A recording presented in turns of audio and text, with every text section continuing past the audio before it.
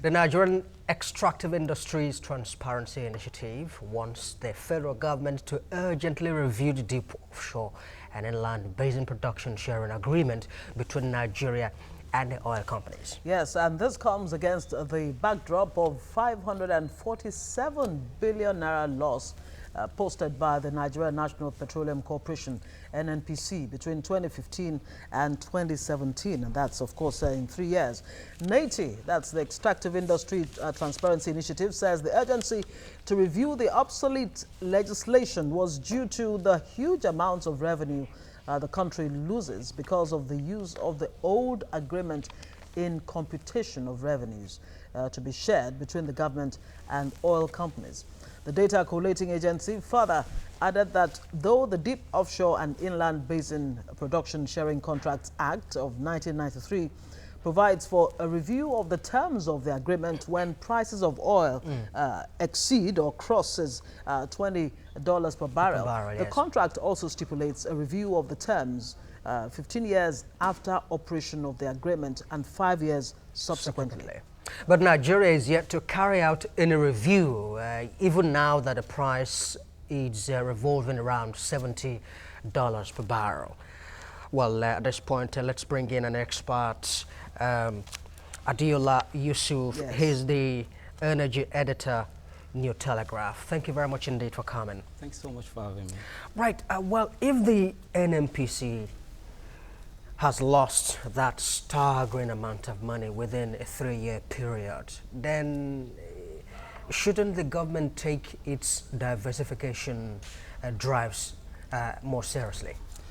Okay, it's a very fantastic question, but we have to understand what the NNPC is. It's beyond the name that everyone reads on the newspapers. It is a corporation that is, up till this moment, the most investigated in Nigeria. So, if not in West Africa, if not in the world, and is the most talked about. And this is because of a lot of reasons. By this year, April, the corporation clocked 41, and it has been taking active part economically in the Nigerian polity.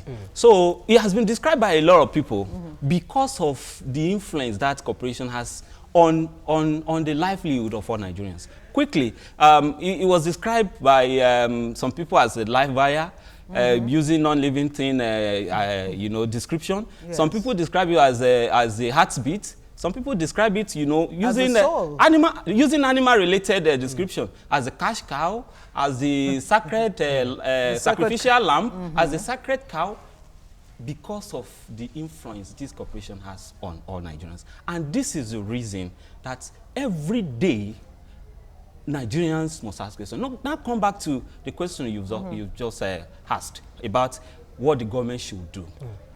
It has become a campaign issue. The NNPC has become a campaign issue. What I will do to ensure that the oil industry is reformed has been a campaign issue. And you will agree with me that up till this sample moment we're talking about, the substantive Minister of Petroleum Resources is the President Muhammadu Buhari himself. Yes. And even with this, if a government is coming after him and the government wants to try his government, there's no way NNPC will not be mentioned.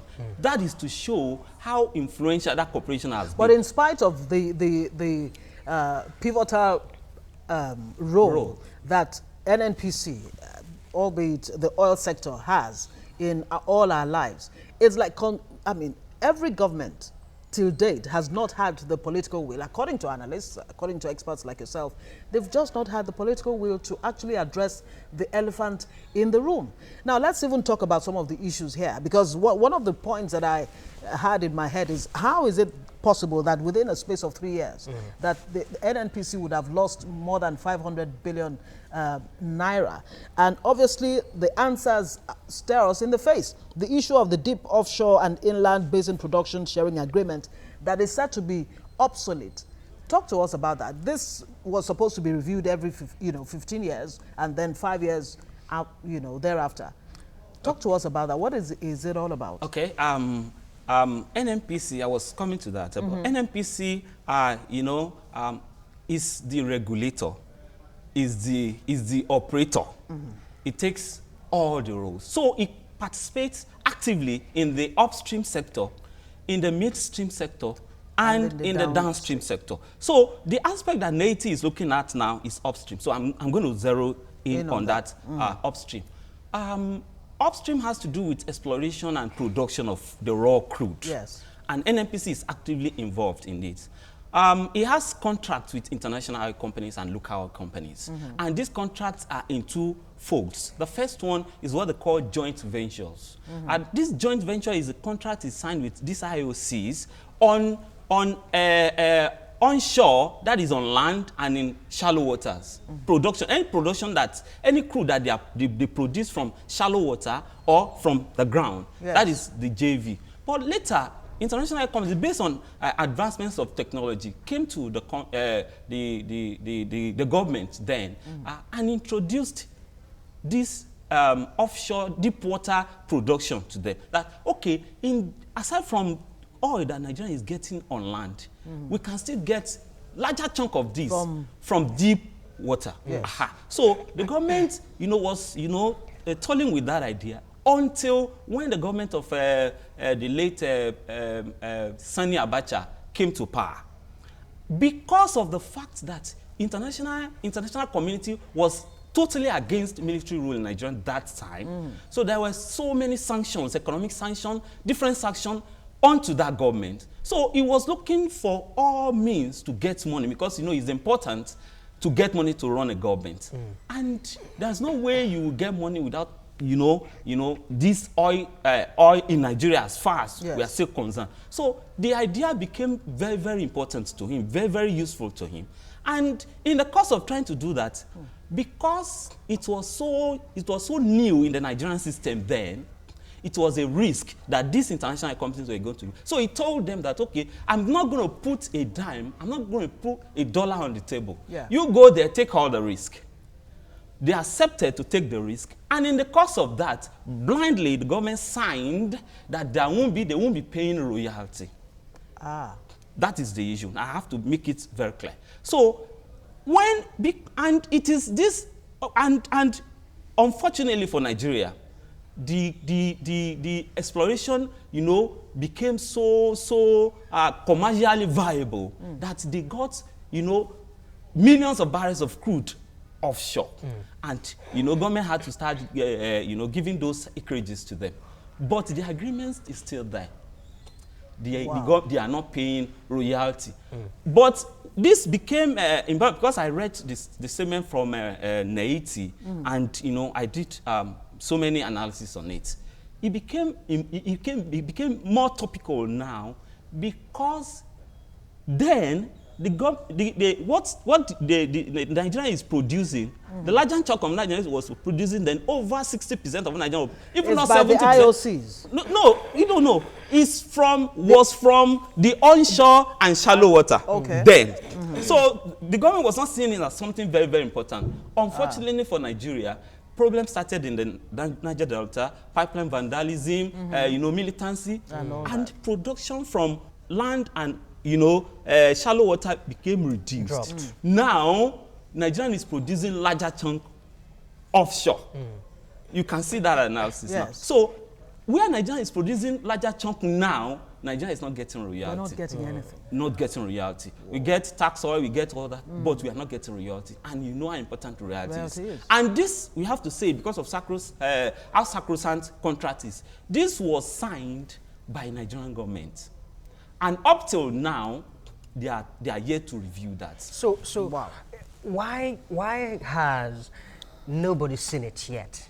That look, Nigeria is being shortchanged, so that the sharing formula or agreement would have to be reviewed. Okay, being critical and being sincere this time around, we will say Nigeria has been stretching, and in every sense, Nigeria has been stretching. But the other people at the other side, or people that has to do with, that they understand law, will say Nigerians have signed, appended his signature to it. So we can't say Nigeria has been destroyed, but in the real sense of it, it's not only in Nigeria that we are producing oil, and it's not only in Nigeria that oil is being produced. Yeah, so offshore. are you trying to say it cannot be reviewed?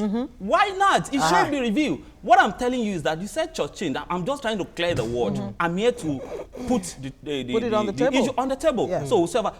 But because of the fact that Nigeria has signed, appended its signature, up till now, you can't say Nigeria has been church changed in the real sense of it. But when you look at what is happening, what is obtainable elsewhere, Nigeria has been church changed. So if we don't fix the problem at that end, it will just be a vicious cycle. We'll keep coming back here and wondering why Nigeria is losing so much. As a matter of fact, we hear that, I mean, this is a report from Publish What You Pay, that Nigeria loses 3 trillion naira annually on non-passage of PIB. Okay, that is another problem. That is another problem. Another kettle of fish. That is another problem. I was there a few days ago when we were talking about fuel subsidy and all that. But talking about this matter, I think the major problem, because I've been on this for over 1 decade now. The problem is that we Nigerians, I don't know, maybe the docility, quote unquote, technically of Nigerians. Immediately we leave this matter. Immediately another issue comes up. We forget this and forget it rapidly. Look at the way we talk about fuel scarcity. So there is a sense in which we generally suffer from cognitive dissonance. When things happen, yeah, absolutely. When things happen, we talk about it. The moment another one comes, that one is forgotten. And let me shock you. I was at a forum in which a governor, the governor is still, I won't mention the name of the state or the governor, said that the lifespan of news in Nigeria, that people should know about. He had a problem that time, and we were asking him, he said, don't worry, the lifespan of news in Nigeria is 7 days. Wow. Major news, that after 7 days, nobody talks about it again. So that is the issue. But this time around, Naiti has again raised it. I've done analysis on it. I did one that I titled Bleeding in Deep Water. Bleeding in deep water. And I put this on the table. People called to say fantastic report, and after that, nothing happened. So it is in the interest of Nigeria now to talk to his contract is subject to review. It's important on Nigeria now to call these IOCs and say, okay, this was signed, and let's look at how this will be resolved. Who will bring them to the table? Would is this under the National Assembly? Would it be their job to do? Is it the executive? Is it NNPC? It is going to be done by the executive through NNPC. Like, one thing I wanted to even say is that the share of Nigerian government in any oil transaction is being is being supervised by NNPC. NNPC is the owner of the share, is the one that is doing everything for Nigeria. That's why you have no choice but to talk about NNPC. Let me tell you something. Yeah. I think another problem that's made us to fall freely for that is that, I was talking about the joint venture, the contracts that, we operate onshore and in shallow waters. Yeah. Nigerian is supposed to be a 55% average, 55% shareholder in that. So every year, every business year, Nigeria is supposed to, after collecting profit, 55%, Nigeria is supposed to put back 55% of whatsoever expenditure they are planning for a year. But over the years, Nigeria is not doing anything. All right, Adela, sorry to interrupt you. We do not have much time anymore, but I'm going to ask you this question, the question that I asked earlier. Nigeria loses, I beg your pardon, the Nigerian National Petroleum Corporation loses that amount, within the space of 3 years. Is it not an indication that Nigeria should begin to take its diversification drive seriously? It is, and it is, and it is. I'll say it again. You said something and you corrected yourself. Is it even diversification or actually breaking up the NNPC that's been described as a behemoth? Yeah, works are ongoing on it. Okay. I listed that as part of the way out or the last line. As we speak, you talked about Petroleum Industry Bill, PIB. Yes. For over a decade, there has been foot dragging on that bill. But thank God, thankfully enough, the bill has been broken into 4. We have the Petroleum Industry Governance Bill, the one that will just look at the governance issue. We have the Petroleum Industry Administrative Bill. We have the Petroleum Industry Host Community Bill. We have the Petroleum Industry Fiscal Bill. So those are the 4. But now, the PIGB has been passed, that's Petroleum Industry Governance Issue, and that is to address the governance issue in NNPC. Successive governments have been mounting reforms and transformation in NNPC. But I think it can only be done through a legislative effort like that. Yes. But the challenge with that PIGB now is that it has been passed for months now. Up to now, it's still on the table of the president. It has not been signed.